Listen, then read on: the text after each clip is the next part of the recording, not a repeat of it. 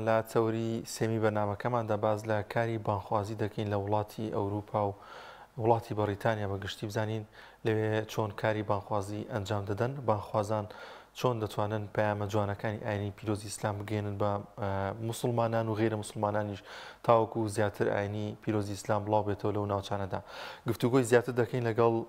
میوانەکەمان بەڕێز مامۆستا ئارام محەممەد بانخواز کە بە شازێکی ڕاستەوخۆ لە وڵاتی بەریتانیا و لەگەڵمانە. مامۆستا ئارامیان سڵاوی خوا لێبێت، سواز بۆم دەرفەتە. زۆر سپاس دەکەین. مامۆستا ئەگەر باس لە کاری بانخوازیمان بۆ بکەی لە وڵاتی ئەوروپا و بە تایبەتی تر وڵاتی بەریتانیا لەوێ چۆن داوا و بانخوازی ئەنجام دەدرێت؟ بسم الله الرحمن الرحيم الحمد لله رب العالمين والصلاة والسلام على سيدنا محمد وعلى آله وصحبه أجمعين. صلاة ورحمة بو باريستان بو بناري برنامج باريستان بو أوكستان كدنادين. البته إما كدولتان رضاوة بسين هدف لإما تويسمع بو هيك داعية جديد تبع فازل جواز دولتان فورمان لو أنا دولتان الإسلامية کاری بانخوازی جیاواز خەڵکی تایبەت جیاکرا بێتەوە بۆ ئەوەی کە وەکو مامۆستای ئاینی شەرعناس لە مینبەرەکانەوە لە مەدرسەکانەوە داوای بانگەواز بکەن. بەڵام لەم وڵاتانە کە موسڵمان نشینین یاخود بڵێن ئێمنەیەکی موسڵمانی تێدایە پێویستە هەر کاتێک بۆ خۆی بانگخوازێک بێ و داعیەک بێ بە ئاکار و ئەخلاق و ڕەوشی بەرزی موسڵمانانەی. دواتە خەڵکی ئێمە مسلمان یاخود ئیسلام لە ئێمەوە دەبینن بەو ئاکار و ئەخلاقی کە ڕۆژانە مامەڵەیان لەگەڵدا دەکەین. واتە چەندە ئاکار و ئەخلاقی شیرین و جوانی ئیسلامی پیشان بدرێت ئەوەندە ئەوان ئیسلام و ئاینی پیرۆزی ئیسلامیان لەلا شیرین دەبێت. و ئەمە بە شێوازێکی گشتی لەوە جیاوازتر کە کۆمەڵێک خەڵک تەفەڕۆقیان کردووە یاخود خۆیان ئیحلا کردوتە بۆ ئەوەی کە بانگەواز بکەن یاخود داوا بکەن لە ڕێگەی سۆسیال میدیا لە مزگەوتەکانەوە و لە ناو بازاڕە یاخود گەڕان بە ناو شارەکان یاخود بە وڵاتەکانی تردا کە گروپ و کۆمەڵێک دروستکراون ڕێگە پێدراون بە فەرمی لەلایەن یاسای ئەم وڵاتەوە کە خەڵکی ئەتوانن دادانێتن ئەوان بتوانن یانی پیرۆزی ئیسلام بگوێن بە خەڵکی و بە زمانی جیاواز بە زمانی زیاتر لە بەریتانیا بە زمانی ئینگلیزی و بە زمانی عەرەبی و ئەوانەی کە هەر زمانێک کە پێویست پێ هەبێت قورئان یاخود بابەتە ئیسلامیەکان نامیت کە تەرجەمە کراوە بە زمانی لەها زمانی جیاواز بۆ خەڵکانی ڕۆژئاوای ئیسلامی لێکەن. زۆر باشە مامۆستا، لێرە شێوازی بانخوازی و کاری بانخوازی بۆ شێوازەیە کە زۆر جار کۆڕ و کۆبوونەوەیەکی زۆر ئەنجام دەدرێت. بانخوازان قسە بۆ ژمارەیەکی زۆر لە موسڵمانان دەکەن تاوەکو بە ئیمانێکی پتەوتر پەرەبدا بە ئاینی پیرۆزی ئیسلام دەن و بتوانن لە ژیانی ڕۆژانەیاندا جێبەجێ بکەن. لەوێ پێم وایە بە شێوازەکان جیاواز زۆر جار لە نێو شەقام و لە نێو شوێنێکی تایبەتە ئەنجام دەدرێت بۆی کە موسڵمانان یاخود غیرە موسڵمانان زیاتر بێنە نێو ئاینی پیرۆزی ئیسلامەوە. بەڵێ ئەڵبەتە ئەمە تەنها بۆ ئاینی ئیسلام نییە، هەموو ئەدیانەکانی تر وەکو مەسیحی وەکو جوولەکە وەکو هەندۆس و هەر ئەدیانێکی تر بۆی هەیە ئەتوانێتە بە ئاشکرا بە فەرمی کە بانگەواز بۆ ئاینەکەی خۆی بکە. ئەڵبەتە ئەمەش ئەبێ لە ڕێگەی شارەوانی ئەو شارەوە ڕێگە پێدراوە بێ، واتە دەسەڵاتی تایبەتی لەلای شارەوانیە ئەبێ پرمیشن واتە ئینجازەی هەبێ بۆ ئەو کاری کە دەیکا. خۆزبەختانەیە مەشروق و موسڵمان کە لە زۆربەی شارەکان خەڵکی خواز هەن و بە تایبەتی لە بێرنجان کە ئێمە لێرە نیشتەجێین کە شارێکی گەورەیە و مسلمانێکی زۆری تێدا دەژین. کۆمەڵێک برا کە زیاتر لە 12 ساڵە لە ناو بازاڕی یاخود لە ناو سنتەری گەورەی بێرنجان بانگەواز دەکەن. ئەگەر سیر بکەن چەندەها کتێب و ناملکە و تەنانەت قورئانی پیرۆزیش بە زمانی ئینگلیزی دەدرێ بە خەڵکی و ڕۆژانە خەڵک دەستیاریان لێ دەکەن، ئەوان وەڵام دەدەنەوە. جار جارش خەڵکی مسلمان دەبێت و بە خۆشحاڵیەوە ئەتوانم بڵێم ئەو تاقە و توانایی کە خەڵک هەیەی بۆ دینی بۆ ژینی خەڵکی سەرفی بکات زۆر بە خۆشحاڵی بە ئازادانە ئەتوانێت ممارسەی بانگەوازەکەی یاخود دینەکەی خۆی بکات. ماوەستارم لە دیمەنەکانە دەیبینین کاک عوبەید پێم وابێت لە نێو بازارێکی وڵاتی بەریتانیای پێم وابێت لێ بانگ دەدات ئەگەر باسی ئەومان بۆ بکەیت دەمە چۆن چۆنی بووە ئیسیجابەی ئەو خەڵکە لێ بوو چۆن بوو دەیبینی خەڵکێکی زۆر کۆبووەتەوە لەگەڵیا. بەڵێ کاک عوبەیدە موفاق قارئی ناوی کوردستان کە چەند مانگێکە لە بەریتانیا نیشتەجێیە لێرە ئەمێنێتەوە ئەوە لەناو بازاری شاری بێرمینگهامە کە ئەو برایانەی کە داواکەن بانگەواز دەکەن لەوێ شوێنێکی تایبەتیان هەیە و ئێمەش لەگەڵ کاک عوبەیدە سەردانی شوێنەمان کرد و پێیان خۆش بوو کە بانگێک بدا و هەم نوێژی عەسر بوو کە نوێژی عەسریان لەگەڵدا بکەین. لە ڕاستیدا ئەتوانم بڵێم شتێکی زۆر سەرنجڕاکێش بوو کە لەناو بازارە خەڵک وەهاتن کە لەگەڵمان ڕستیانە گرت کە تەسویرانەکە دیارە مسلمانەکان تەنانەت غەیری مسلمانش معجیبن بە دەنگی ئەو برایە کە بەڕاستی دەنگێکی زۆر سڵاو و خۆشی هەیە و کاردانەوەیەکی زۆری هەبوو هەم لەناو خەڵکی لەو شارەوە هەمیش لە سوسیال میدیا ئەتوانم بڵێم زیاتر لە 6 ملیۆن کەس بینێری ئەو ڤیدیۆیە بووە. ئەمە جێ دڵخۆشیە بەڕاستی کە کاک عوبەیدە کە خۆی باسی دەکات ئەگەر لە وڵات خۆمان بە لەوانە نیتوانێت بە ئازادی بۆ شێوازە ئەو بانگە بڵێت. بەڵام سوپاس بخوان لێرە ئەوە دەکرێت سەر ئازادی تەواو لەم وڵاتەیە کە لە هیچ ئەدیانێک ناگیرێ و ئازادی دەبێت بە هەموو کاتێک بە هەموو دینێک بە هەموو کەسێک بە هەموو میلەتێکەوە و ڕەنگ و دەنگێک بەمەرجێک کە ئازادی خەڵکی پێک هەدەن و ڕێز بگرن لە ئازادی خەڵکی پێ. بۆیە ئەمە جێ خۆشحاڵیە کە ئێمە توانیمان لەناو سەرکەری شاری بێرمینگهام کاک عوبەیدە ئەو بانگە بدات و نوێژی جەماعەتی بۆ ئەو برایانە کاتە خەڵکی مسلمان لێمان کۆبووبوونەوە لە کاتی ئەو بانگەیە. خەڵکی چی دەڵێن دوای ئەوەی کە ئەو وڵاتانە یاخود هاوڵاتی ئەو وڵاتانە موسڵمان دەبن چی لەبارەی ئیسلامەوە دەڵێن چۆن لە ئاینی پیرۆزی ئیسلام تێدەگەن و چۆن جێبەجێ دەکەن لە ژیانی ڕۆژانەیاندا؟ لە ڕاستیدا ئەوانەی کە پێشتر مسلمان نەبوون یاخود کە تازە مسلمان دەبن کە تەنزەتی دینی خۆیان کەن واتە دینی خۆیانە گەورەن بۆ سەر ئاینی پیرۆزی ئیسلام یاخود هەندێکیان کە دینیان هەر نەبووە بێدین بوون کە مسلمانە بن زۆر معجیبن بە ناوەڕۆکی ئیسلام خۆی ناوەڕۆکی دین خۆی ئەسڵ لە پێشتر لەوانەیە لە سوسیال میدیا و ئەوان مسلمانیان یاخود دینیان بە شێوازی کورد بیسترێتە لێک ئیسلامیەکەن ئەخۆ بە مامەڵەکردنی چەند مسلمانێکی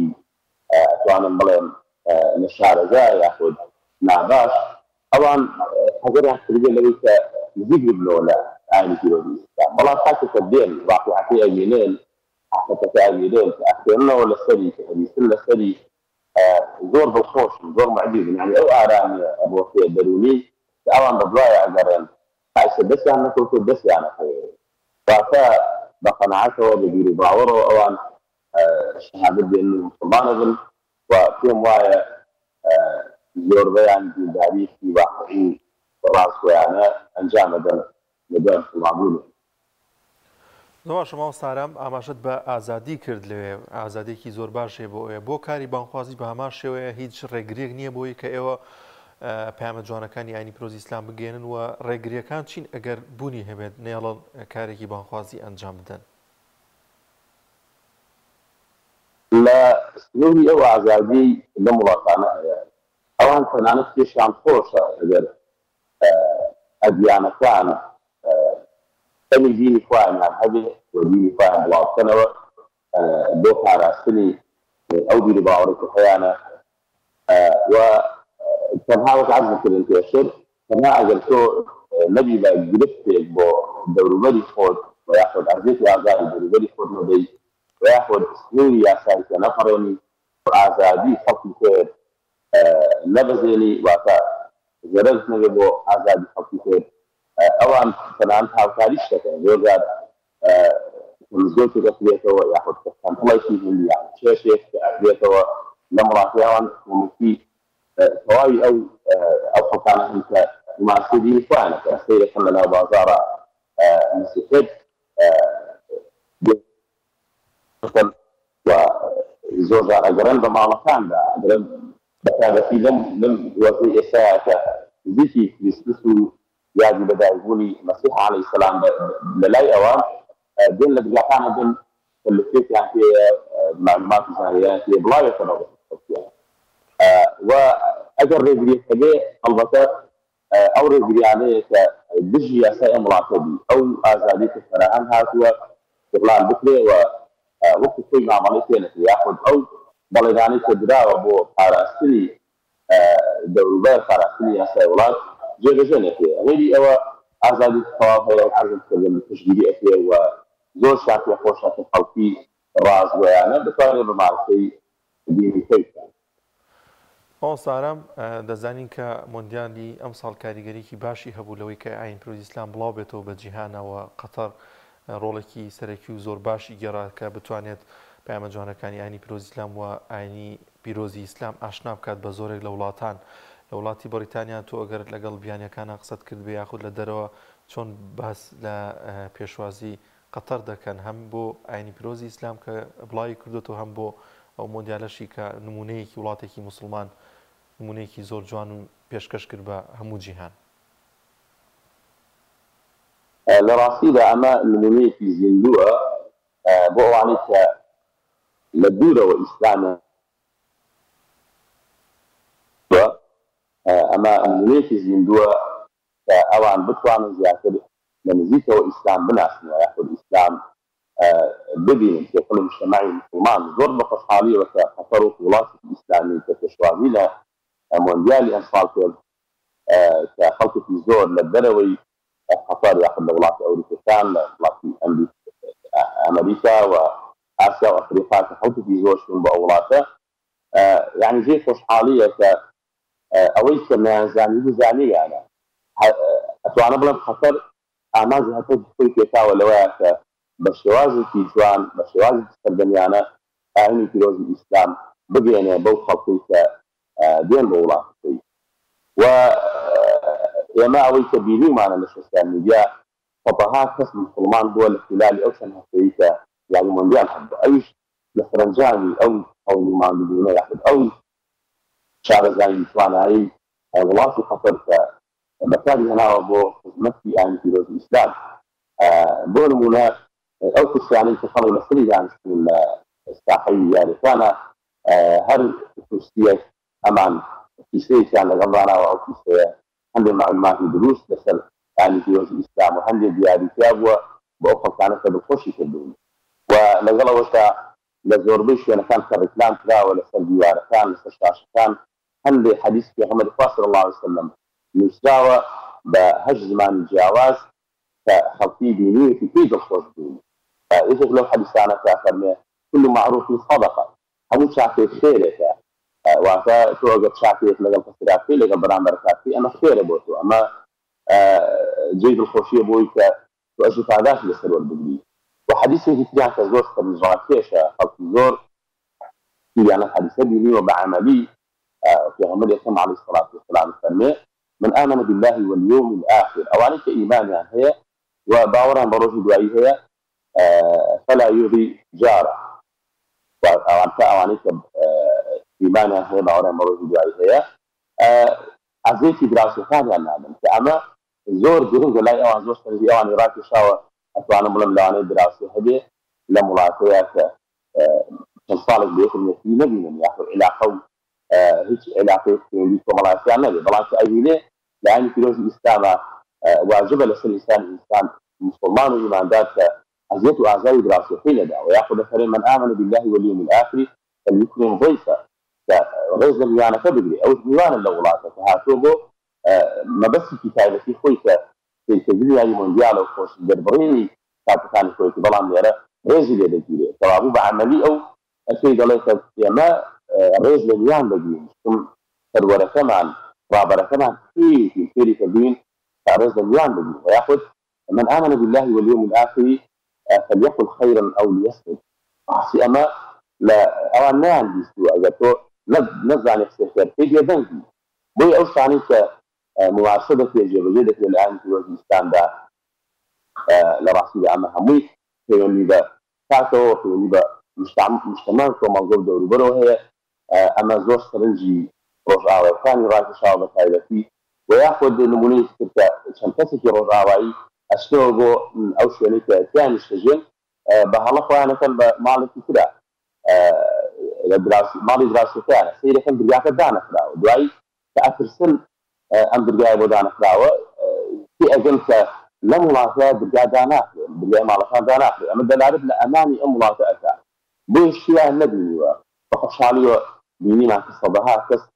شهادەتیان هێناوە مسلمان بوون ئەمە بەڕاستی جێ دڵخۆشیە و ئەتوانم بڵێم مۆندیالی ساڵی 2022 قەتەر ببینەوە بۆ ئەرجەنتین هەدەفە گەورەکە بەڕاستی ئەو وڵاتە کۆتایی ئێمە دەستخۆشیان لێکردنە دوعاکێران ئارام سەبارەت بەو کارە بانخوازانی کە ئەنجامی دەدەن بەشێک لە مسلمانانی خۆمان زۆر جار لە سۆشیال میدیا کە بڵاوی دەکەنەوە ڕخنەتان لێ دەگرن و ئاماژە بۆ دەکەن کە ئەمە ڕێگایەکی دروست نییە ئێوە ئەنجامی دەدەن لەسەر شەقام و لە شوێنە گشتیەکاندا پەیامەکانی ئاینی پیرۆزی ئیسلام بگێنن ئێوە وەڵامتان چییە بۆ ئەو جۆرە ڕخنانە؟ ئەلبەتە هەموو کارێک سەپاسەت خەڵکی لێکڕازی نابێ و ئەمەشەڵ هۆکارێکیە هەندێک هۆکاری لەوانەیە لە شارەزایی ئەو کەسانە بێتە کۆمێنتی لەسکاوە نەوسل یاخود کە ناڕاستی لە کارانە یاخود تۆنێتی کارەکانی ئێمەیان بەدڵ نییە لە شارەزان ئەگەر سیر بکەن لە ڤیدیۆکانی پێشتردا دەبینی کە یەهودی یاخود بڵێن جوولەکە کە ئیدعا بۆ دینەتی خوانەکە لە ناو بازاڕە خەڵکی دێتیان ماچەکە بە کەڵاوەکانیان ماچەکە ئەنشایی بەشتێ بۆ ئەوان و هەموو دیانەکان بە شێوازی خۆیان بانگەواز دەکەن ئێمەش لێرە بە شێوازێکی یاسایی هەر کارێکی ئەنجامی دەدەین و هیچ کارێکی نایاساییمان نەکردووە ئەکرێ خەڵکی هەگە ڕازی بێ و ڕازی نەبێ بەڵام مهم ئێمە ڕەزامەندی خۆی پرۆگارە و خزمەتکردنە بە دین و ژینی خەڵکی و الحەمدولله ئەتوانم بڵێم کە کاریگەری خۆی هەبووە و خەڵکی ڕۆژ بە ڕۆژ دێن بەرەو ئاینی پیرۆزی ئیسلام ئینا ئەوانەی کە ڕەخنەی ڕوخێ نەدەگرن بە تایبەتی کە ناڕازی و یاخود هەند لە شیاوە بکرێ بەڕاستی بیئاگاییانە دووریان ئەگینا هەگە سەیر بکەین لە خۆپیشاندانەکان لە ئەڵمانی ئەبینین بەداخەوە منەڵێن کە کوڕی کورد دوای لێ هاتووە ئاڵای هاوڕێبەزبازی بڵاوکاتەوە بەعلەمی کوردستانەوە یاخود دوو کەس کە هەردووکیان پیاون ئاڵاون بەیەکە ئەمە ئاسایی بێ لەلای هەندێک خەڵک بەناوی ڕۆشنبیری و لێخوازی و پێشکەوتن و سەقافەتەوە بەڵام ئاینی پیرۆزی ئیسلام بڵاوکەوتەوە بانگێک ئەدرێ نوێژێک ئەکرێ لە شوێنێکی گشتیا کە ڕێگە پێدراوە ئەمان بەلایەنە خراپە ئەلبەتە ئەمە لە هەموو شوێن و ڕێگەیەک هەیە ئەبینی کە ئێستا نەک لە ڕۆژئاوا لە وڵاتی خۆشمان هەیە بەناوی ڕۆشنبیرەوە بەداخەوە کە ئیدعا یاخود هەوڵەدەن بۆ ئەو کارانەی کە دژی فطرەتی ئینسانە نەوەکو طبعا هەشتێکە لەگەڵ فطرەتی ئینسان نەگونجا ئاینش ڕەدی ئەکاتەوە و پیرۆزەکانی ئاین ئەو شتانە ڕەدەکەنەوە کە بەڕاستی دژی فطرەتی ئینسان بۆیە ئەمە لە هەموو شوێن و جێگەیەک هەیە و ئەوانە پێم وانیە هیچ بانگخوازێک سار بکاتەوە لە کاری بانگخوازی زۆر سپاس بۆ بەڕێز حاجی ئارام محەممەد بانخواز لە بەریتانیا بە شازێکی ڕاستەوخۆ لەگەڵمانە و سپاس بۆم دەرفەتەکە بە ئێمە بەخشی